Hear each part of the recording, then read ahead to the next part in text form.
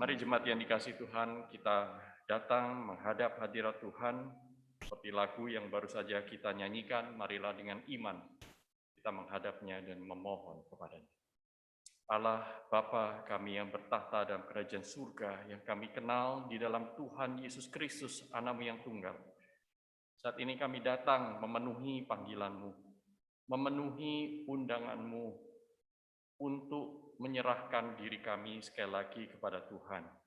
Karena Tuhan, Engkau ingin memberi kepada kami pengetahuan akan kehendak-Mu. Engkau ingin kami mengetahui isi hati-Mu untuk kami lakukan dalam hidup sehari-hari. Itulah sebabnya saat ini kami datang, Tuhan, dengan segala letih lesu, dengan segala beban berat, namun sepanjang ibadah ini Engkau terus mengingatkan bahwa Engkau adalah Allah yang peduli, Allah yang telah mengampuni dosa-dosa kami, dan seharusnya kami sebagai anak-anak Tuhan, kami boleh melangkah dengan iman karena kami telah dilahirbarukan. Terima kasih ya Tuhan, biarlah firman-Mu boleh berbicara kepada masing-masing kami, memberikan kepada kami hikmat, sehingga hidup kami boleh diubahkan, keluarga kami boleh diberkati dengan limpah oleh rahmat-Mu, dan kami juga boleh semakin diubah, semakin serupa dengan Kristus, Anak-Mu yang tunggal. Terpujilah Engkau ya Tuhan, sertai setiap kami di tempat ini, supaya kami boleh mendengar dan mengerti firman Tuhan yang agung dan mulia itu. Di dalam nama Tuhan Yesus Kristus, Juru Selamat kami yang hidup, kami naikkan doa kami. Amin. Silakan duduk Bapak Ibu sekalian.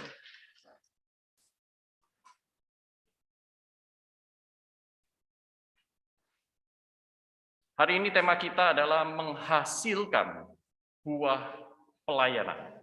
Menarik sekali ya, karena menggunakan gambaran pelayanan sebagai buah. Bagaimana menghasilkan buah itu? Satu bagian teks Alkitab yang akan kita baca yaitu terambil dari Yohanes pasal yang ke-15. Yohanes pasal yang ke-15 tentang pokok anggur yang benar. Kita akan membaca mulai dari ayat yang pertama sampai dengan ayat yang ke-8, dilanjutkan dengan ayat 14 sampai dengan ayat ke-17. Yohanes pasal 15 ayat yang pertama sampai dengan ayat yang ke-8, lanjut dengan 14 sampai 17, demikian bunyi firman Tuhan. Akulah pokok anggur yang benar, dan Bapakulah pengusahanya. Setiap ranting padaku yang tidak berbuah, dipotongnya, dan setiap ranting yang berbuah, dibersihkannya, supaya ia lebih banyak berbuah. Kamu memang sudah bersih karena firman yang telah kukatakan kepadamu. Tinggallah di dalam aku, dan aku di dalam kamu. Sama seperti ranting tidak dapat berbuah dari dirinya sendiri kalau ia tidak tinggal pada pokok anggur, demikian juga kamu tidak berbuah jikalau kamu tidak tinggal di dalam aku. Akulah pokok anggur dan kamulah ranting-rantingnya. Barang siapa tinggal di dalam aku dan aku di dalam dia, ia berbuah banyak. Sebab di luar aku kamu tidak dapat berbuat apa-apa. Barang siapa tidak tinggal di dalam aku, ia dibuang keluar seperti ranting dan menjadi kering. Kemudian dikumpulkan orang dan dicampakkan ke dalam api, lalu dibakar. Jikalau kamu tinggal di dalam aku dan firman-Ku tinggal di dalam kamu, mintalah apa saja yang kamu kehendaki, dan kamu akan menerimanya. Dalam hal inilah Bapa-Ku dipermuliakan, yaitu jika kamu berbuah banyak. Dan dengan demikian kamu adalah murid-murid-Ku. Ayat 14 sampai dengan 17. Kamu adalah sahabatku jikalau kamu berbuat apa yang kuperintahkan kepadamu. Aku tidak menyebut kamu lagi hamba, sebab hamba tidak tahu apa yang diperbuat oleh tuannya. Tetapi aku menyebut kamu sahabat, karena aku telah memberitahukan kepada kamu segala sesuatu yang telah kudengar dari Bapa-Ku. Bukan kamu yang memilih aku, tetapi akulah yang memilih kamu, dan aku telah menetapkan kamu supaya kamu pergi dan menghasilkan buah, dan buahmu itu tetap, supaya apa yang kamu minta kepada Bapa dalam namaku, diberikannya kepadamu. Inilah perintahku kepadamu. Kasihlah seorang akan yang lain. Sampai di sini pembacaan firman Tuhan. Berbahagialah mereka yang bukan hanya mendengar, menghafal, tetapi memberikan hidupnya, melakukan kehendak Allah dalam hidup sehari-hari. Mereka lah yang sesungguhnya akan berbahagia. Pada hari-hari ini banyak orang bertanya, apakah semua orang atau anak Allah itu harus melayani? Sebagian lagi merasa bersalah kalau tidak terlibat di dalam pelayanan. Merasa bersalah ini ada banyak penyebab. Kadang-kadang ada pengurus-pengurus gereja tertentu, di gereja yang tertentu pula, aku berusaha untuk menanamkan rasa bersalah kepada mereka yang tidak terlibat di dalam pelayanan. Bapak Ibu sudah diberkati oleh Tuhan, masa menyediakan waktu untuk pelayanan di gereja saja nggak mau. Nah, jadi berusaha untuk menanamkan rasa bersalah kalau tidak terlibat aktif dalam pelayanan.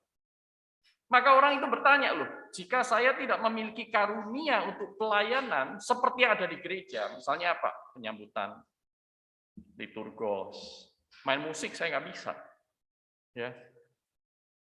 Penyambutan masa nggak bisa? Saya nggak bisa berdiri lama, ya kan? Jabat tangan, saya sering lupa. Ini orang siapa namanya ya, gitu. Selamat datang Andi, Pak. Nama saya bukan Andi, nama saya Budi. Oh iya ya, Pak Budi maksud saya ya. Aduh, ini mamanya terus diajak ya, kamu anak yang baik. Pak, ini bukan mama saya, ini istri saya. Waduh. Jadi menjadi petugas penyambutan itu membutuhkan karunia tertentu. Ya, setuju nggak? Jangan bilang itu kelihatan sederhana, tetapi membutuhkan karunia tertentu, membutuhkan kondisi fisik tertentu, membutuhkan kepribadian tertentu, ramah, suka tersenyum, hangat. Kalau jabat tangan tuh nggak kayak orang yang asal tempel, gitu ya. Jabat tangan, diremes tapi bukan diremat, seperti itu. Nah, saudaraku, ada orang bertanya, kalau saya nggak punya karunia-karunia itu, apakah saya harus memaksakan diri pelayanan di gereja hanya untuk saya disebut sebagai seorang yang sudah menjalankan kewajiban sebagai anak Allah? Nah, ada orang-orang bertanya seperti itu. Mungkin beberapa di antara kita berpikir seperti itu. Apakah pelayanan harus di gereja? Dan apakah kalau saya melakukan di rumah tangga saya, itu bukan pelayanan kepada Tuhan? Jika pelayanan harus di gereja, mengapa gereja tidak menyediakan yang cukup banyak untuk semua orang bisa terlibat? Cukup banyak ragam, sehingga semua orang bisa memberikan dirinya. Apakah pelayanan di gereja saja sudah cukup? Saya ikut ini, ikut itu. Pertanyaannya, apakah cukup? Dari mana tahu cukup atau enggak cukup? Apakah memberi persembahan dan berdoa saja enggak cukup? Kan itu juga pelayanan. Saya bisa lakukan di rumah. Setiap minggu, bawa pulang, warta gereja. Ya. Kan ada doa siapa? Saya doakan setiap hari. Nah, apa itu bukan pelayanan? Dan apakah itu cukup? Nah, saudaraku, banyak sekali pertanyaan-pertanyaan ini muncul di dalam benak kita. Tetapi pertanyaannya adalah, bagaimana sih menjadi anak Tuhan yang menghasilkan buah pelayanan seperti yang Tuhan kehendaki? Apakah pelayanan itu hanya sekadar aktivitas? Sebenarnya apa sih yang dimaksud dengan pelayanan kepada Tuhan itu? Banyak di antara kita yang sudah terlibat dalam pelayanan mungkin puluhan tahun. Tetapi mari kita kembali lagi pada prinsip-prinsip yang paling mendasar ini. Apa sih sebenarnya pelayanan kepada Tuhan itu? Apakah semua anak Tuhan harus menghasilkan buah pelayanan? Dan bagaimana saudara dan saya bisa menghasilkan buah pelayanan, bahkan yang semakin lama semakin banyak?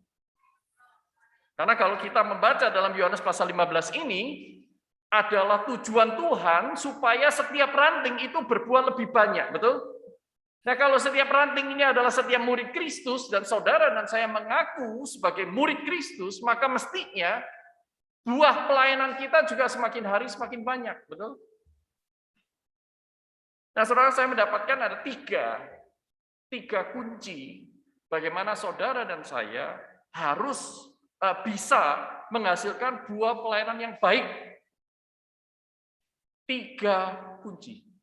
Bagaimana menghasilkan buah pelayanan yang berkenan di hati Tuhan, yang menyukakan hati Tuhan. Pertama, perhatikan. Saya katakan ada 3. Yang pertama itu relasi, kedua itu kasih, yang ketiga itu bersih. Nah, sama-sama saya ya. Pertama apa? Relasi. Kedua, kasih. Ketiga, bersih. Semoga ingat ya. Sampai Maranatha. Pertama, relasi. Tuhan Yesus berkata, tinggallah di dalam aku dan aku di dalam kamu, maka kamu akan berbuah. Karena apa? Ranting tidak bisa menghasilkan buah dari dirinya sendiri. Tuhan Yesus berkata, kalau kamu di luar aku, kamu tidak bisa berbuat apa-apa. Artinya apa? Tidak akan menghasilkan buah. Jadi, engkau harus tinggal di dalam aku di dalam kamu, barulah engkau bisa berbuah. Jadi bagaimana bisa menghasilkan buah pelayanan? Memiliki relasi dengan Kristus. Relasi seperti apa? Pertanyaannya kan begitu.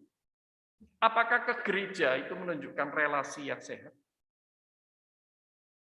Saudara, kita melihat di sini bahwa seseorang itu baru menghasilkan buah pelayanan ketika dia memiliki relasi yang beres dengan Kristus. Jadi, pelayanan itu tidak dihasilkan oleh semata-mata kemauan, inisiatif, pikiran, ide manusia belaka. Tetapi harus berasal dan berbuah dari dan dimulai dari relasi antara kita dengan Kristus. Tinggallah di dalam aku di dalam kamu. Baru kamu akan berbuah.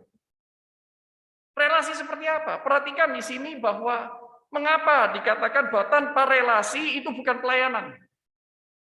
Karena ketika kita bicara melayani, ini kita berbicara tentang status kita di hadapan Tuhan sebagai hamba, sebagai abdi. Di dalam bagian yang lain dalam kitab suci, Tuhan Yesus berkata, kamu tidak bisa mengabdi kepada 2 tuan, Allah dan Mammon. Ya, mengabdi. Kata abdi itu berarti pelayan. Ya, pelayan. Abdi itu pelayan. Jadi, saudaraku, melayani, mengabdi, ini baru terjadi ketika seseorang menempatkan diri di dalam relasi dengan Tuhan sebagai hamba dan pelayan. Bro, jangan katakan, oh yang hamba Tuhan itu kan pendeta, penginjil, majelis ya.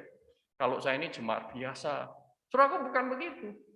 Setiap orang, dikatakan oleh Rasul Paulus ya, karena Kristus telah mati bagi engkau, maka tidak ada satu orang pun hidup untuk dirinya sendiri.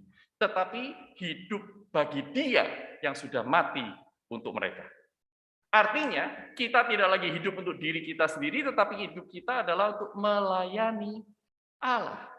Tadi dalam ayat pembuka, dalam ibadah kita, Paulus berkata, karena itu saudara-saudara, demi kemurahan Allah, karena anugerah Allah yang besar yang sudah menebus kita dari hidup yang sia-sia, memberikan kepada kita hidup yang baru, maka sekarang respons kita, tanggapan kita terhadap anugerah Allah itu yaitu apa? Persembahkanlah dirimu sebagai persembahan yang hidup, yang kudus, dan yang berkenan kepada Allah. Itu adalah ibadahmu yang sejati. Yaitu apa? Memberi diri, melayani Allah. Jadi melayani, hanya melayani jikalau dia betul-betul menjadi Tuhan kita dan bukan di omongan kita saja kita sebut dia Tuhan. Saudara perhatikan di sini Tuhan Yesus berkata, ada ranting yang ada padaku tetapi tidak menghasilkan buah. ranting yang ada padaku, tetapi tidak menghasilkan buah. Ini berbeda dengan ranting yang tinggal di dalamku, aku di dalam dia, dia akan berbuah. Jadi, sekalipun ranting itu ada banyak, tapi ada dua macam ranting. Sekalipun semuanya berdekatan, terlihat sama dari luar, tetapi ada dua macam ranting yang Tuhan Yesus katakan. Yang pertama adalah ranting yang ada padaku. Yaitu ranting yang dekat-dekat. Tetapi dia tidak tinggal di dalam pokok anggur. Dia hanya numpang lewat. Dia hanya nempel. Dia dekat-dekat dengan ranting yang lain. Tetapi dia bukan ranting yang tinggal di dalam pokok anggur yang benar. Nah, ranting yang seperti ini dari luar kelihatan sama. Tetapi yang berbeda adalah ranting itu tidak bergantung, tidak tinggal di dalam pokok anggur, dan karena itu dia tidak berbuah. Ada banyak sekali orang mengaku Kristen seperti ini. Datang ke gereja puluhan tahun, menjadi majelis, menjadi jemaat, bahkan ada beberapa menjadi hamba Tuhan. Loh Pak, mana mungkin? Hamba Tuhan kan terus pelayanan. Saudara, sekali lagi, pelayanan hanya pelayanan kalau dia menempatkan diri sebagai hamba, bukan hanya sekadar beraktivitas. Perhatikan dalam Matius pasal yang ke-7. Tuhan Yesus berkata, Matius pasal 7 ayat 24 ya. Ayat 24 sampai dengan 27. Sorry supaya saya nggak keliru ya. Matius pasal 7. Ayat 21 sampai dengan 23. Di sana Tuhan Yesus berkata, bukan setiap orang yang berseru kepadaku Tuhan, Tuhan akan masuk dalam kerajaan surga. Tetapi hanya mereka yang melakukan kehendak Bapakku yang di surga. Dan orang ini berkata, bukankah kami memberitakan Injil demi namamu? Bukankah kami mengusir setan demi namamu? Bukankah kami melayani demi namamu? Bukankah kami jadi penyambutan demi namamu? Bukankah kami menjabat ini itu demi namamu? Bukankah kami jadi panitia ini itu demi namamu? Tapi Tuhan Yesus berkata, aku tidak mengenalmu. Engkau sekalian orang-orang yang sibuk? Bukan.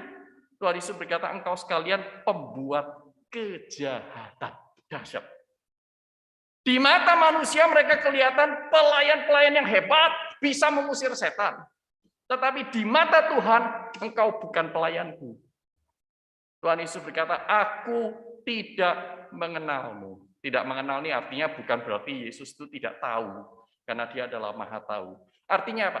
Aku tidak punya hubungan sama kamu. Kamu melakukan itu atas nama agama, kamu melakukan itu dengan tujuan untuk mendapatkan keuntungan pribadimu, kamu melakukan itu mungkin hanya untuk membebaskan hati nuranimu dari rasa bersalah, atau alasan-alasan manusiawi yang lain, tetapi engkau tidak mengenal aku tidak mengenalmu. Berbeda dengan para murid dalam Yohanes pasal 15. Tuhan Yesus berkata kepada mereka, kamu bukan lagi hambaku bahkan. Kalau hamba itu tidak ngerti kehendak. Tetapi aku menyebut kamu sebagai sahabat. Karena kamu mengasihi aku. Dan bukan hanya itu, karena kamu juga sudah mendengar segala sesuatu yang telah kuterima dari Bapakku. Jadi aku tinggal di dalam kamu, kamu tinggal dalam aku, mempunyai satu relasi yang intim. Surah Injil Yohanes kita tidak sempat membahas semuanya. Kalau saudara membaca Yohanes pasal yang kedua misalnya, 23 sampai 25. Di sana dikatakan setelah Tuhan Yesus membuat banyak mujizat, banyak orang percaya kepadanya. Tetapi kalimat lanjutnya adalah, tetapi Yesus tidak mempercayakan dirinya kepada mereka. Menarik sekali. Ini banyak orang, ribuan orang percaya kepada Yesus, tetapi Yesus tidak mempercayakan dirinya kepada mereka. Karena dia tahu apa yang ada di dalam hati mereka. Manusia melihat apa yang terlihat oleh mata. Allah melihat apa yang ada di dalam hati. Saudara, siapakah orang yang melayani? Orang yang tahu diri. Siapa dirinya di hadapan Tuhan. Pertama, apa? relasi. Bukan hanya asal percaya. Yohanes pasal 10 mengatakan, domba-dombaku mendengarkan suaraku, dan aku mengenal mereka, dan mereka mengikut aku. Ada relasi. Yohanes pasal 6, banyak orang ikut Yesus karena Tuhan Yesus baru membagi-bagi roti untuk 5.000 orang laki-laki. Tetapi Tuhan Yesus berkata, kamu ikut aku bukan karena kamu percaya kepada aku, menerima aku, ingin berelasi dengan aku, tetapi karena kamu kenyang dan kamu cari roti lagi. Tuhan Yesus berkata, kalau bukan Bapa yang membawa kamu kepadaku, tidak ada seorang pun datang kepadaku. Lalu Tuhan Yesus memberikan sebuah ujian. Oke, sekarang kamu berkata, aku tinggal di dalam kamu. Sekarang mari aku buktikan apakah firman-Ku tinggal di dalam kamu. Lalu Tuhan Yesus berkata, akulah roti hidup. Barang siapa tidak makan daging-Ku, minum darah-Ku, dia tidak mendapatkan bagian di dalam kerajaan Allah. Wah, mereka langsung protes. Oh, firman ini terlalu sulit. Bagaimana kami bisa mengertinya? Nenek moyang kami aja nggak ngajar sekeras itu. Kalau yang begini kami nggak mau. Jadi mereka hanya mau roti. Nggak mau roti hidup. Maka satu persatu dalam Yohanes pasal 6, sudah baca ya nanti di rumah ya, meninggalkan Yesus. Sisa hanya 12 murid. 12 murid Tuhan tanya, kenapa kamu nggak ikut pergi sama mereka? Silakan pergi. Tetapi para murid menjawabnya berbeda. Para murid menjawab seperti ini. Ada padamu perkataan Allah yang kekal.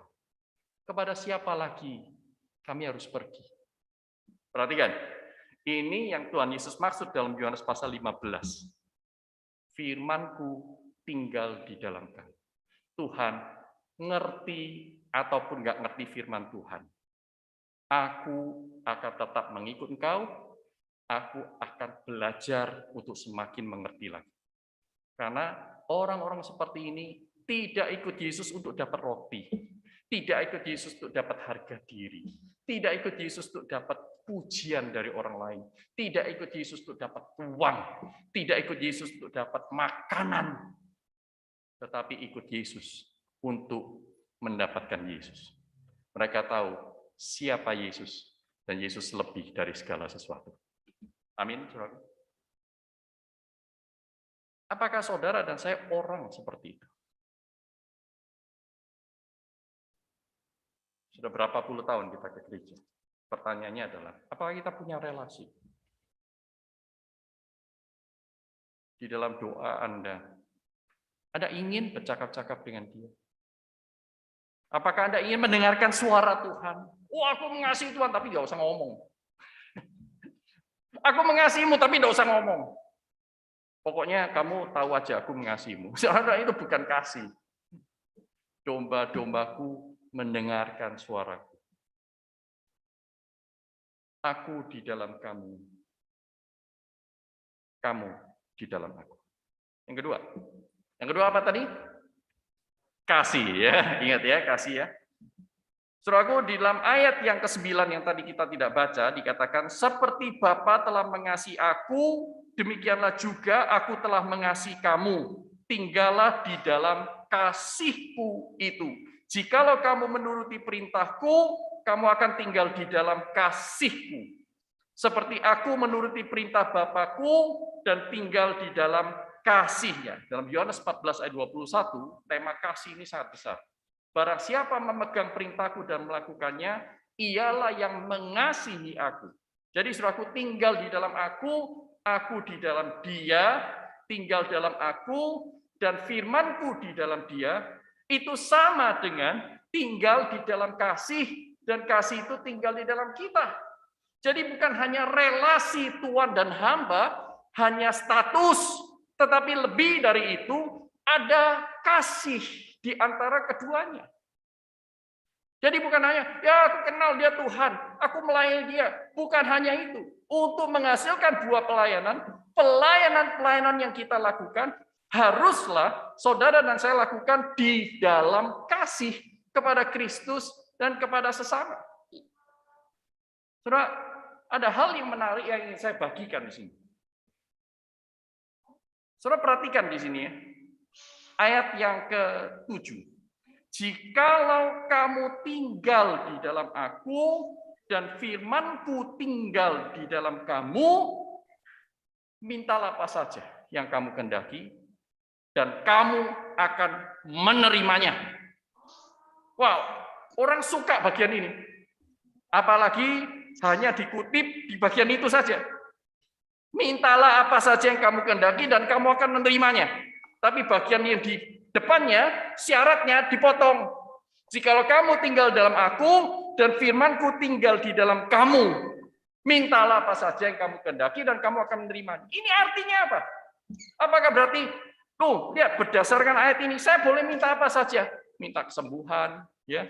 Saya boleh minta apa saja, yaitu minta menjadi kaya. Saya boleh minta menjadi keluar, lepas dari semua masalah, dan saya akan menerimanya. Kalau saya tidak menerimanya, berarti firman ini bohong. Waduh. Tunggu dulu. Apa yang dimaksud di sini?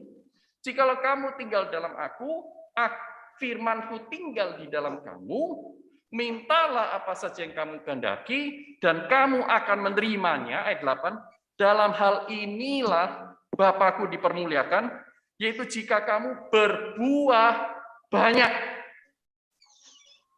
Dan dengan demikian kamu adalah murid-murid-Ku. Jadi, saudaraku, ayat 7 tidak bisa dilepaskan dari ayat yang ke-8.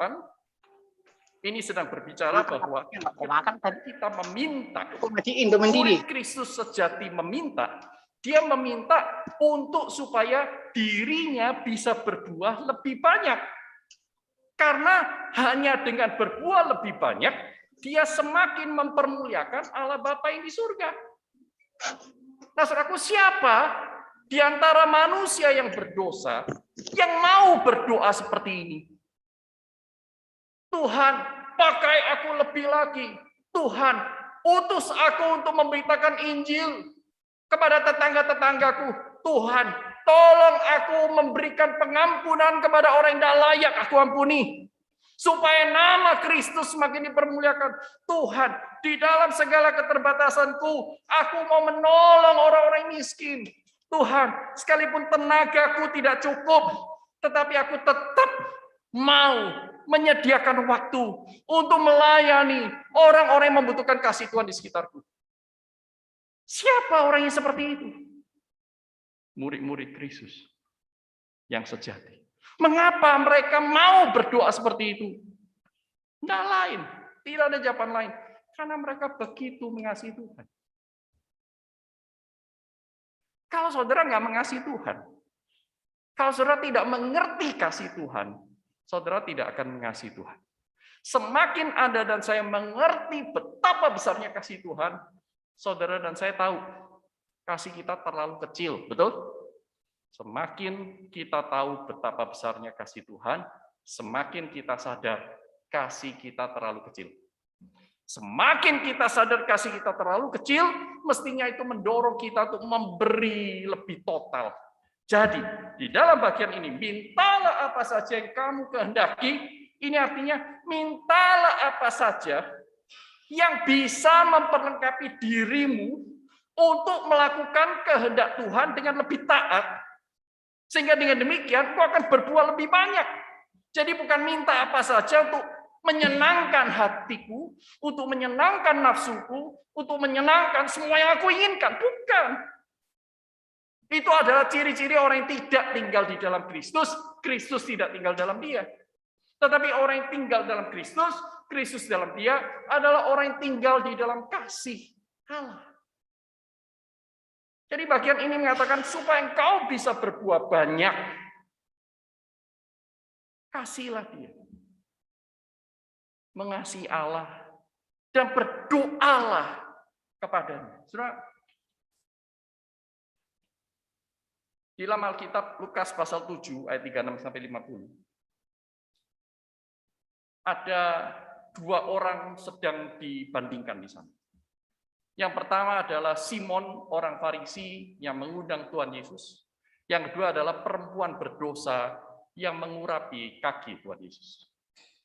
Simon orang Farisi terlihat melayani. Dia membuka pintu, membuka dompetnya untuk mentraktir orang-orang itu. Karena apa? Kalau sudah baca di bagian itu, semua orang di sana datang untuk makan. Berjumpa dengan Tuhan Yesus. Jadi dia sedang berbuat hospitality, ya, keramahan. Ayo, undang banyak orang datang ke rumah. Dia buka pintu, buka dompet, dan dia biarkan rumahnya diinjak-injak orang, kotor, dia akan repot, dia berikan waktu, dia berikan tenaga. Tetapi, saudaraku, bandingkan dengan perempuan berdosa ini, namanya perempuan berdosa disebut di sana. Tidak disebut namanya, tapi disebutkan dia perempuan berdosa. Dia menerobos kerumunan orang, tamu-tamu orang Farisi. Bayangin, di siang hari bolong. Berarti dia sedang mempertaruhkan nyawanya. Kalau orang ada yang satu yang berkata kepada dia, "Woi, ini perempuan pezina. Dia merusak rumah tangga orang lain. Dia adalah pelacur." Ada satu orang ngomong seperti itu, dia bisa dirajam batu di tempat. Tidak ada yang akan merasa bersalah. Betul? Apalagi datang masuk ke rumah orang Farisi. Tetapi sejak masuk, dia membersihkan kaki Tuhan Yesus dengan air matanya, menyekanya dengan rambutnya, menciumi kakinya. Dan apa kata Tuhan Yesus? Simon, ada hal yang ingin kutanyakan kepadamu. Silakan tanya, Guru. Ada dua orang sedang berhutang. Yang satu hutang 500 dinar, 500 upah kerja. Yang satu lagi berhutang 50 dinar. Dua-duanya diputihkan oleh si pemilik utang, pemilik piutang. Diampuni semuanya. Nah sekarang, mana di antara dua orang ini yang akan menunjukkan kasih lebih besar? Pertanyaan Tuhan Yesus itu spesifik.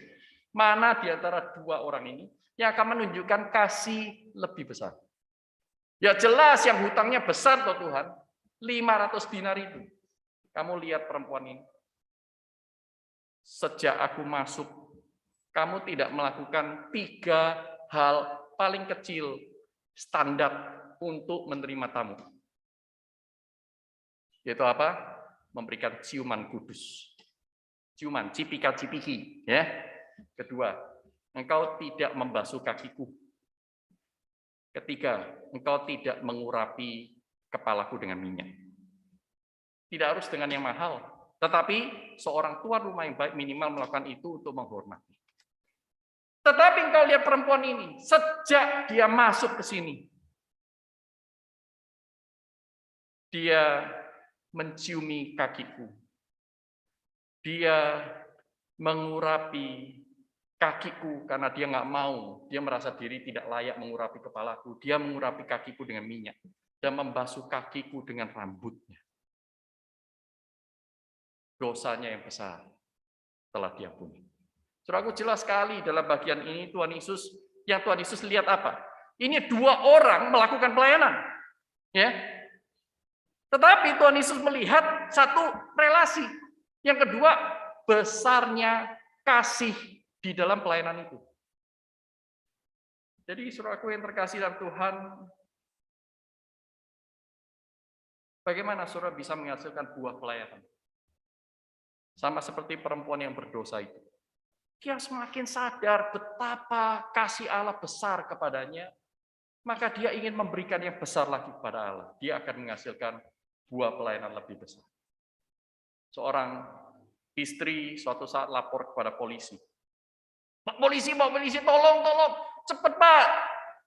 Bantu saya temukan suami saya. Suami saya sudah seminggu nggak pulang. Lah, sudah seminggu nggak pulang kok baru nyarinya sekarang? Iya Pak, ini tanggal muda, sudah saatnya gajian. Sudah saatnya gajian, maka cari dia. Kalau nggak gajian, nggak dicari. Kelihatan nggak relasinya sampai di mana? Kalau saudara hanya melayani Tuhan karena saudara butuh, Bukan hanya relasi dipertanyakan, kasih Anda kepada Tuhan sampai di mana? Tuhan, aku hanya mau melayani Engkau kalau tidak mengganggu kegiatan-kegiatanku yang lain. Kasih Anda sebatas apa? Tuhan, saya hanya mau melayani Engkau kalau gampang. Tuhan, saya hanya mau melayani Engkau kalau, dalam tanda kutip, saya tidak perlu berkorban. Dan saya melakukan hal-hal yang biasa sering saya lakukan. Melakukan hal yang baru, sorry. Saya nggak mau. Jadi sebenarnya siapa yang butuh? Siapa yang mengasihi? Apakah pelayanan yang dilakukan dengan motivasi seperti itu adalah pelayanan di mata Tuhan? Sekalipun dilakukan puluhan tahun atau mungkin berabad-abad. Bagi Tuhan, 0%. Karena Tuhan melalui Rasul Paulus berkata, tanpa kasih segala sesuatu tidak ada faedahnya, sia-sia, seperti canang gemerincing, ya. Sekalipun aku menyilet-nyilet tubuhku, tetapi kalau tidak ada kasih, semuanya tidak ada guna. Tetapi bagi teman-teman sekalian yang Tuhan, aku mengasihi, aku mau melakukan apa yang Tuhan kehendaki. Oke, lakukan karena Tuhan menghendaki, itu masalah relasi. Lakukan karena Tuhan menghendaki dan dengan kasih, itu yang Tuhan juga kehendaki. Yang ketiga, saudara, bersih. Perhatikan di sini dikatakan, ya, setiap ranting yang berbuah dibersihkan oleh Tuhan supaya ia lebih banyak berbuah. Siapa bilang Tuhan tidak ingin kuantitas? Tuhan ingin kualitas, Tuhan juga ingin kuantitas. Ini buktinya. Tuhan membersihkan kita supaya buah kita menjadi lebih banyak. Tetapi apa yang dimaksud dengan bersih di sini? Bukan suci, bukan sempurna, karena saudara dan saya tidak ada yang suci, tidak ada yang sempurna. Kita semua penuh dengan dosa, penuh dengan keterbatasan. Tetapi di dalam kasih Allah, saudara dan saya menerima firman yang terus-menerus membersihkan kita. Saudara perhatikan ya, dalam ayat yang ketiga dikatakan, kamu memang sudah bersih karena firman yang telah kukatakan kepadamu. Ini mengingatkan saya kepada Yohanes pasal 17 ayat 17. Saudara.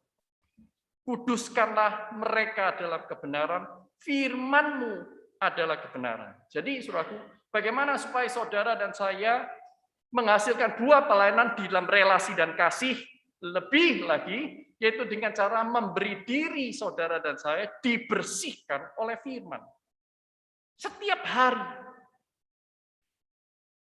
hari mengkoreksi diri, membaca, mendapatkan peneguhan dari Tuhan, mendapatkan penghiburan, hidup lagi penuh dengan sukacita, melayani keluarga, melayani tempat Anda bekerja, melayani orang yang Tuhan percayakan untuk bertemu dengan Anda, untuk mengalami kehadiran Tuhan lewat kita. Itulah pelayanan. Pelayanan bukan masalah jabatan, pelayanan bukan masalah status, bukan pelayanan masalah jadwal. Lebih dari semuanya itu. Tuhan ingin saudara dan saya betul-betul mempertuhankan Dia di dalam relasi yang benar, di dalam kasih yang berkobar-kobar, dengan ucapan syukur, dan juga diri yang terus-menerus bersedia dipimpin oleh firman. Bukan cuma mendengar telinga kanan, keluar telinga kiri. Saudara. Bayangkan, 1 tahun saudara 52 kali mengikuti ibadah minggu. Ini baru ibadah minggu, belum lagi kebaktian doa dan lain-lain. Ini masih ibadah minggu, 52 kali minimal. Belum Natal, Paskah, hari-hari besar, itu ekstra. Kalau setiap kali saudara mendengar firman, saudara melakukannya, maka minimal ada 52 kali. Itu pun kalau melakukannya cuma sekali ya. 52 kali saudara di dalam ketaatan dipakai oleh Tuhan untuk menghadirkan Kristus di tengah-tengah keluarga Anda, di tempat pekerjaan Anda, bagi orang-orang yang Anda jumpai. 52 kali dalam 1 tahun. Itu dahsyat. Luar biasa, Saudara. Istri Anda akan heran-heran. Dia bukan suami yang aku kenal. Dia sangat mencintai. Dia bukan istri yang cerewet. Tapi dia istri yang menghadirkan Kristus. Dia bukan menantu yang sirik, tapi menantu yang melayani. Sekalipun aku berbuat jahat kepada dia, dia tidak pernah membalas. Aku mau mengenal siapa Tuhan yang dia layani. Saudaraku, mengapa banyak sekali orang Kristen tidak menghasilkan buah pelayanan yang berdampak bagi masyarakat? Karena kita tidak menghadirkan Kristus. Kita hanya ingin status melayani, tetapi tidak sungguh-sungguh melayani Tuhan dan sesama. Saudaraku, jadi akhir kata, apa itu buah pelayanan? Bukan sekadar aktivitas yang terlihat religius, apalagi di gedung gereja. Tetapi buah pelayanan itu dihasilkan relasi dengan Allah yang bertumbuh di dalam kasih. Dilakukan sesuai dengan kehendak Allah, dan karena itu kita menghadirkan Allah. Pelayanan itu bukan hanya di dalam gedung gereja, tetapi pelayanan setiap orang mestinya adalah menjadi gereja di luar gedung ini. Mengapa banyak gereja sibuk sekali mengumpulkan orang di dalam gedung? Kalau gereja sibuk mengutus orang menjadi gereja di luar gedung, orang-orang sekitar kita akan melihat Kristus, mengalami Kristus, tertarik kepada Kristus. Mari kita menjadi gereja di tengah masyarakat, menjadi gereja di ruang tamu, di ruang makan, di ruang dapur kita. Mari kita menjadi gereja di ruang kelas, gereja di kantor, gereja di resepsionis, gereja dimanapun, gereja di tempat balkon, gereja di garasi, gereja dimanapun Anda berada. Anda mewartakan Kristus lewat perkataan dan perbuatan. Di hari penghakiman nanti, Tuhan tidak tanya berapa puluh tahun kau sudah menjadi majelis. Berapa banyak orang engkau sudah kabarkan Injil. Maaf, tidak ada di Alkitab. Yang Tuhan tanyakan adalah, apa yang kamu lakukan kepada saudaramu yang paling hina? Itu kamu lakukan untuk aku. Dan apa yang tidak kamu lakukan, kamu juga tidak melakukannya untuk aku. Amin. Mari kita tundukkan kepala, kita datang kepada Tuhan sekali lagi.